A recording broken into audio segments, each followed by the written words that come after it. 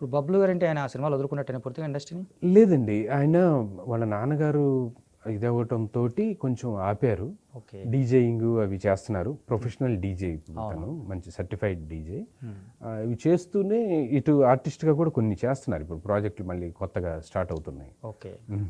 అంటే అట్లా కూడా ఆయన కూడా మళ్ళీ యాక్టర్‌గా బిజీ అవుతే మళ్ళీ ఇక్కడ ఇబ్బంది అవుతుంది కదా! ఉన్నారుగా అందుకే అదే. సో, బ్యాకింగ్ ఉన్నారు. బ్యాకింగ్ ఉన్నారు. అయ్యో!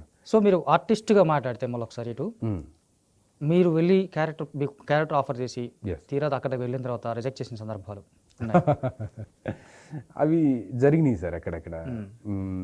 అది మనకి మన ముప్పలనేని శివ గారి డైరెక్షన్లో ఒక సినిమా వచ్చింది.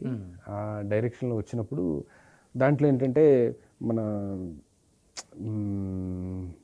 ఏం సినిమా హ్యాపీ డేస్ సినిమాలో ఒక అమ్మాయి చేశారు. నెగిటివ్ క్యారెక్టర్ చేసింది ఒక ఆవిడ.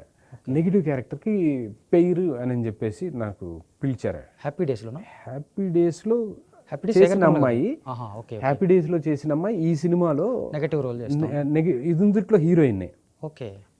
దాంట్లో ఆమెకి పేరుగా ఒక హీరో లాంటి క్యారెక్టరే అని చెప్పేసి అన్నారు. వెళ్ళాం బాపట్ల షూటింగ్.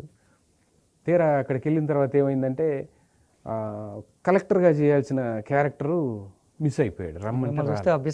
నన్ను చూడగానే కోటు గిట్టేసుకొని రమ్మన్నారనమాట ఆ రోజు ఫంక్షన్గా. నన్ను కిందకి మీదకి చూశాడు డైరెక్టర్ గారు. కో డైరెక్టర్ గారు మనవాడిని పెట్టి చేపించేద్దాం, మరి ఆగిపోతుంది కదా లేకపోతే షూటింగు అని చెప్పేసి అన్నారు. కో డైరెక్టర్ గారు ఏమో పాపం పిలిపించింది నన్ను. కో డైరెక్టర్ గారే, వినోద్ గారు మొత్తానికి ఇదేదో మీరు క్యారెక్టర్ మారుస్తున్నారు, మీరు జంప్ అన్నాడు. నేను అక్కడి నుంచి జంప్ వెళ్ళిపోయా. కలెక్టర్ రోలు ఆ ఒక్క సీనే. ఓకే. అది కూడా చేయలేక ఇంకా మీరు వెళ్ళిపోండి, మీరు ఎదురుగా కనపడితే ఆయనకి కలెక్టర్ మిమ్మల్ని పెడదామన్న ఆలోచన వస్తుంది, మీరు కనపడబాకండి కొద్దిసేపు అని అంటే నేను అట్లా వెళ్ళిపోయా. తర్వాత మళ్ళీ ఫోన్ చేసి లేదు వినోద్ గారు ఇక మీరే చేయాలంటున్నారు, లేకపోతే ఆ క్యారెక్టర్ మళ్ళీ తేడా పడేటట్టుంది, షూటింగ్ ఆగిపోయింది, చెయ్యండి అని చెప్పంటే ఇంకా చేసా ఆ క్యారెక్టర్. ఆ సినిమా స్టార్ట్ అయ్యేదే నాతోనమాట. ఓపెనింగ్ చాలా సినిమాలు ఉన్నాయి అట్లా ఓపెన్ అవ్వడమా లేదో కీలకమైన సన్నివేశాలు ఉండడమా ఇట్లా ఉన్నాయి చాలా. అవును. టక్ జగదీష్లో కూడా అలాగే సీను హీట్ స్టార్ట్ అయ్యేది అక్కడి నుంచే. ఫస్ట్ మర్డర్ నేనే.